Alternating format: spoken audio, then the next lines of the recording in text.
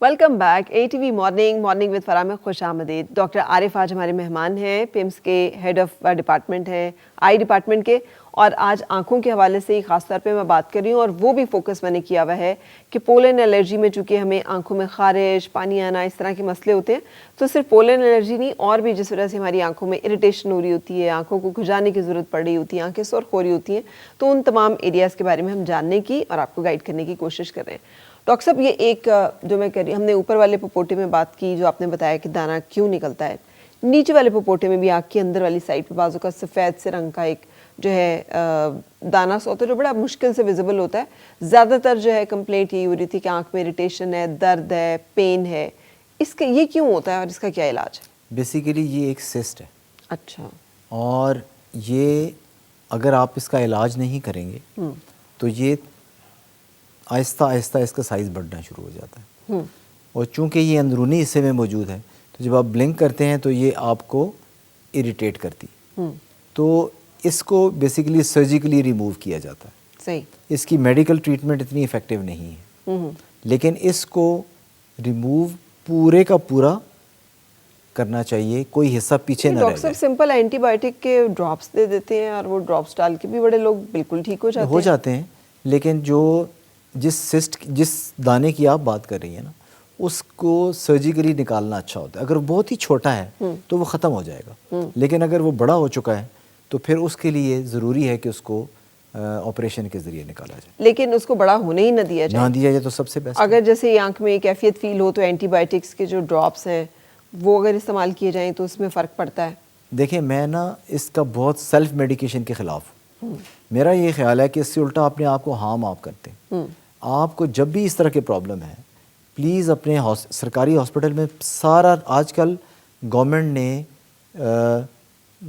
इस्लामाबाद के अंदर 2 सेशंस में चलाना शुरू कर दिया OPDs को। ठीक है। मॉर्निंग में भी काम होता है, इवनिंग में भी डॉक्टर आपके लिए बैठा होता है। ठीक है। और ये फ्री ऑफ कॉस्ट है? Free of cost. सही। तो आप तशरीफ़ ले जाइए और अपने आप को दिखाइए, जो वो एंटीबायोटिक दे वो आप यूज़ कीजिए। ठीक है। उसके बगैर नहीं, आप कह रहे डॉक्टर के मशवरे के बगैर आपको नहीं करना, उल्टा नुकसान अपना करेंगे आप। ठीक है। तो आई ड्रॉप्स तो लोग कैंडीज़ की तरह ख़रीदते हैं और यूज़ करते हैं। जी, इसीलिए एंटीबायोटिक्स की रेजिस्टेंस बहुत ज़्यादा हो चुकी है। वेस्ट के अंदर जो एंटीबायोटिक वो लोग कभी साल में एक दफ़ा यूज़ करते हैं, यहाँ रूटीन में वो ओवर द काउंटर लोग लिए जा रहे हैं और यूज़ किए जा रहे हैं। बिल्कुल सही। अच्छा, जिसे कहते हैं आँख का गदला होना, और बहुत सारे लोगों को आँखों में वाइट डिस्चार्ज है बहुत ज़्यादा होता है, सो के उठें तो, और अदरवाइज़ भी, ये इसकी वजूहत क्या होती हैं और इसका ट्रीटमेंट क्या होता है? इसकी मल्टीपल वजूहत हो सकती हैं। अल्लाह ताला ने आँख के अंदर ड्रेनेज सिस्टम रखा हुआ है। जैसे आपके किचन के अंदर एक सिंक है और उसके पाइप्स हैं नीचे, ऐसे ही हमारी आँख के अंदर भी 2 पाइप्स रखे हैं हर आँख में, एक ऊपर और एक नीचे। ये पाइप्स आँखों के आंसुओं को, जो एक ख़ास मेजर्ड क्वांटिटी में बनते हैं राउंड द क्लॉक, सही, उन आंसुओं को मेजर्ड क्वांटिटी से ड्रेन करते हैं in the throat and in the nose.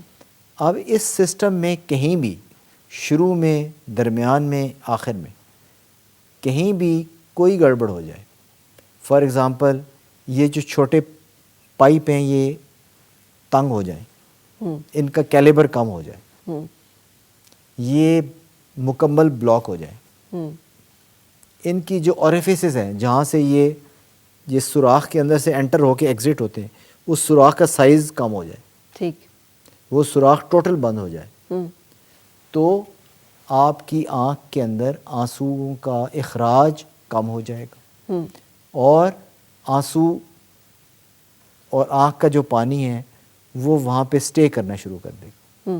फिर जैसे आपके एक्सपीरियंस में, हमारे घरों में या कहीं भी जब पानी एक खड़ा हो तो वो गदला हो जाता है, ऐसे ही आँख के अंदर भी उस पानी के अंदर जरासीम आते हैं और इन्फेक्शन की कैफियत स्टार्ट होना शुरू हो जाती है।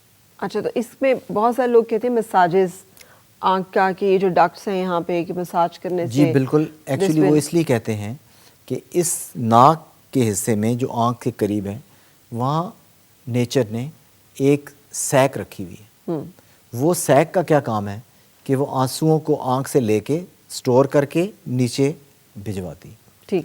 تو بیسیکلی وہ اس سیک کا مساج کر رہے ہوتے ہیں. اور وہ تھوڑا سا اگر آپ اپنے اس پہ رکھ کے بتا دیں کہ جن لوگوں کے مسئلہ ہو رہا ہے اور بچوں کو بھی ہوتا ہے ایسے کر کے اس کو گول گول ایسے گھمائیے. ٹھیک ہے. اور اس سیک کو پش کر کے جب چھوڑیں گے تو اس میں نیگیٹو پریشر کریٹ ہوتا ہے. ٹھیک. اور وہ آنسوؤں کو سک کر کے حلق میں پھینکتا ہے. بالکل صحیح. اچھا آنکھوں میں تھکاوٹ کا جو ایک احساس ہوتا ہے ہاں جی. یہ کیوں ہوتا ہے اور کیا یہ نظر کی کمزوری کی علامت ہے؟